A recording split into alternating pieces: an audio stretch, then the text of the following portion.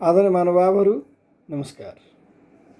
आजको विषय छ श्रीमद् भगवत गीता सम्बन्धी सर्वश्रेष्ठ प्रवचनको दोस्रो भाग।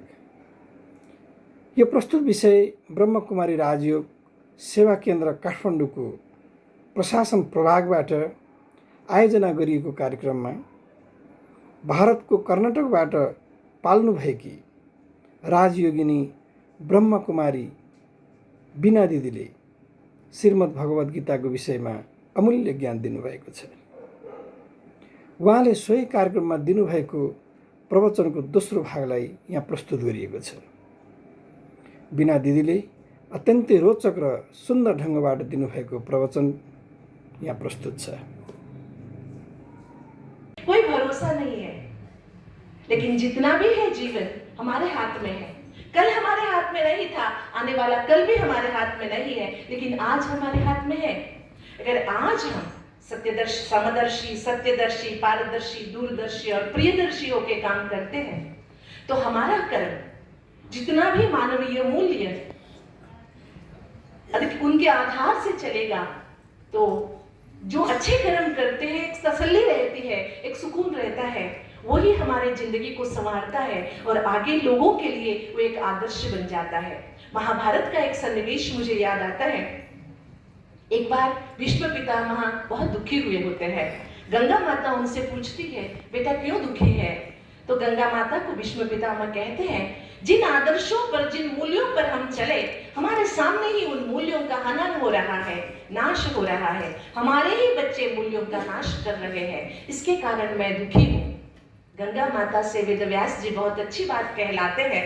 कहते हैं, देखिए इस सभागार के ऊपर आने के लिए हम सीढ़ी चढ़ के आए, है ना? सीढ़ी यहाँ है, अब हम उतरेंगे इन्हीं सीढ़ियों के द्वारा उतरेंगे। सीढ़ी कभी ना चढ़ती है ना उतरती है, सीढ़ी के माध्यम से हम चढ़ते हैं या उतरते हैं। वेदव्यास जी गंगा माता के द्वारा कहलाते हैं, मूल्य भी अपने स्थान पर सदैव है।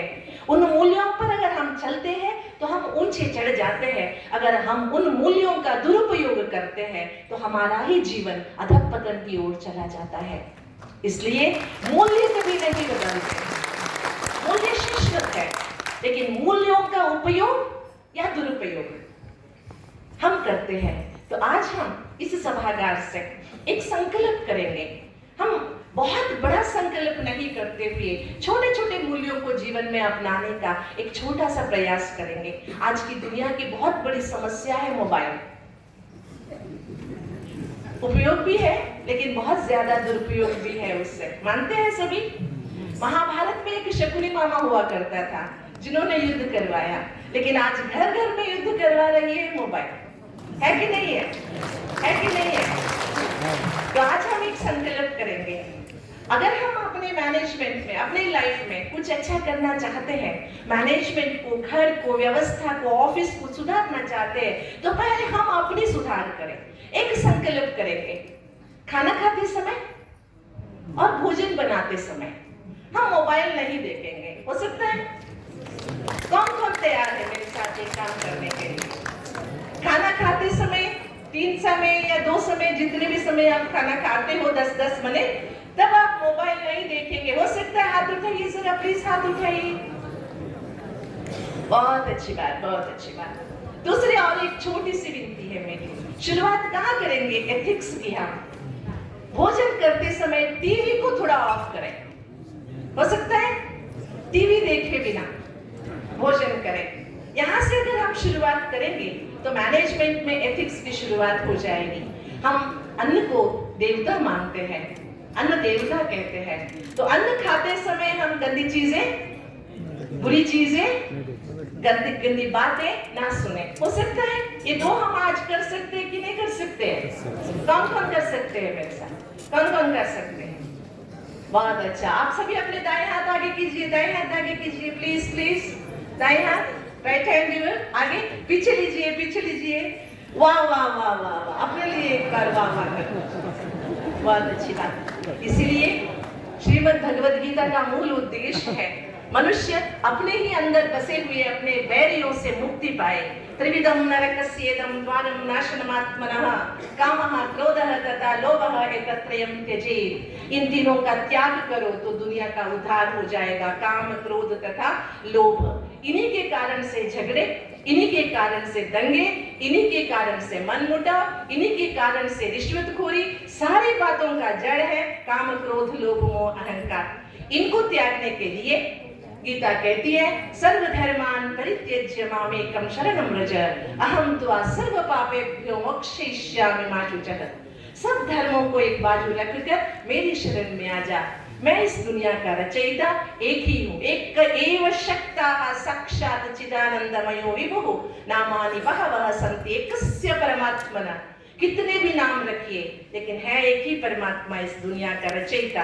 उस परमात्मा के शरण में आ जाइए, आपके सब कष्ट दूर हो जाएंगे। आप सभी को पता है 20 minutes of meditation is equal to 4 hours sleep.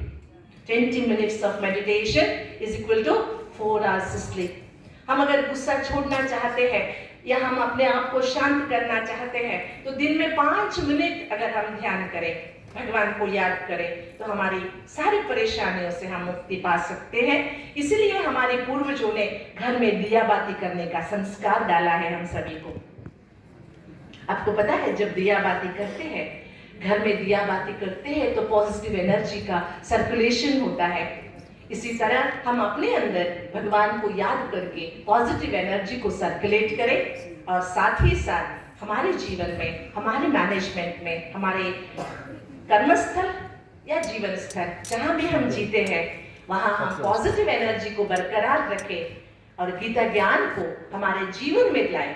केवल गीता का कंठ करने से, पढ़ने से, श्लोक रटने से कुछ नहीं होने वाला है। अगर गीता के एक भी श्लोक को जीवन में उतार लेते हैं, गीता ज्ञान को जीवन में लाते हैं तो ऑटोमेटिकली हमारा मैनेजमेंट सुधर जाएगा। क्या आप चाहते हैं नेपाल स्वर्णिम नेपाल बने? कौन कौन चाहते हैं नेपाल स्वर्णिम नेपाल बने? चाहते हैं? अगर नेपाल को स्वर्णिम नेपाल बनाना है तो हम सभी पहले हमारे संकल्पों में शुद्धि लाए, नेगेटिविटी को खत्म करें। हम अपने लिए, अपने समाज के लिए, अपने देश के लिए सदैव अच्छे सोचें, शुभ सोचें, तभी हमारा देश, हमारा नेपाल स्वर्णिम नेपाल बन जाएगा। बन जाएगा कि नहीं बनेगा? हम पूछे जाते हैं। शालिग्रामों को नेपाल से ही मंगाया जाता है। भारतवासी नेपाल आना माना स्वर्ग जाना जैसा मानते हैं। ऐसे स्वर्ग भूमि में रहने वाले आप सभी पुनः नेपाल को स्वर्णिम नेपाल बनाने के लिए हमारे साथ ब्रह्मा कुमारी संस्था के साथ संकल्प करें। हम सभी अपने आप को शुद्ध, श्रेष्ठ, शक्तिशाली बनाएंगे, तभी भविष्य में नेपाल स्वर्णिम नेपाल बन सकेगा। इन्हीं शब्दों के साथ आप सबके सामने भगवान के सिखाए हुए चंद शब्दों को रखने का मौका मिला। बहुत बहुत धन्यवाद।